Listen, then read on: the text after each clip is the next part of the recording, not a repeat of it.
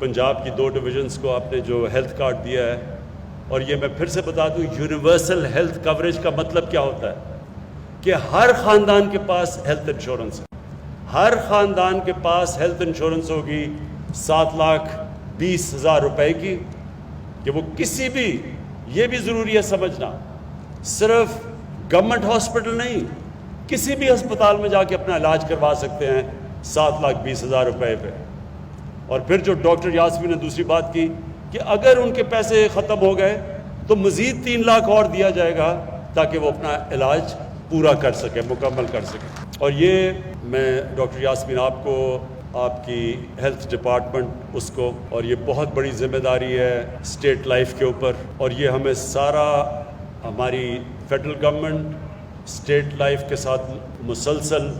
ہم اس کو اسکروٹنی کریں گے، اس کو دیکھتے رہیں گے، اس کی پوری طرح اس کے اوپر نگاہ رکھیں گے، کیونکہ یہ بہت بڑا، یہ کبھی ہوا ہی نہیں ہے۔ اور میرا تو ایمان یہ، اب تک ہم دنیا کو فالو کرتے ہیں، ہم دیکھتے ہیں جی دنیا میں کیا ہو رہا ہے، یہ تو پاکستان پہلا وہ ملک وہ کام کر رہا ہے جو شاید ہی دنیا میں کہیں ایسا ہے۔ یہ جو سسٹم ہم لے کے آ رہے ہیں دنیا میں نہیں ہے، یونیورسل ہیلتھ کوریج، یعنی آپ لوگوں کو یہ بھی نہیں کہہ رہے کہ پریمیم دیں، انشورنس کی جو پریمیم دیں، مفت آپ پریمیم گورنمنٹ دے رہی ہے علاج لوگوں کا کروانے کے لیے۔ تو اس کے لیے ویسے کیونکہ پہلی دفعہ پاکستان میں ہو رہا ہے، اس کے اوپر ہمیں مسلسل نگاہ رکھنی پڑے گی، اور اس میں چیلنجز آئیں گے، اس میں فراڈ کے بھی چیلنجز ہوں گے، وہ بھی ہمیں انفارمیشن ٹیکنالوجی کی وجہ سے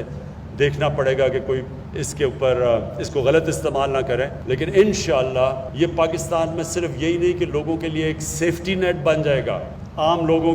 کے لیے ایک ایسی چیز ہوگی کہ ان کی صحت کی ان کو فکر چلی جائے گی، لیکن دوسری چیز یہ ہے کہ یہ پورا ہیلتھ سسٹم اس کی وجہ سے آ جائے گا، پرائیویٹ سیکٹر آئے گا۔ اور میں ابھی بھی، لوگ یہ سمجھے نہیں ہیں پوری طرح،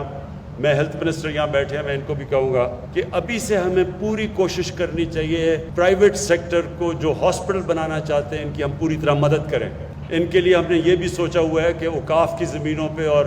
ایویکیو ٹرسٹ کی زمینوں کے اوپر جو ہیں، اور ریلوے کی زمینوں کے اوپر بھی بڑی زمینیں ہمارے پاس پڑی ہیں، ان کے اوپر ہم بہت سستی زمین ان کو دیں ہاسپٹل بنانے کے لیے،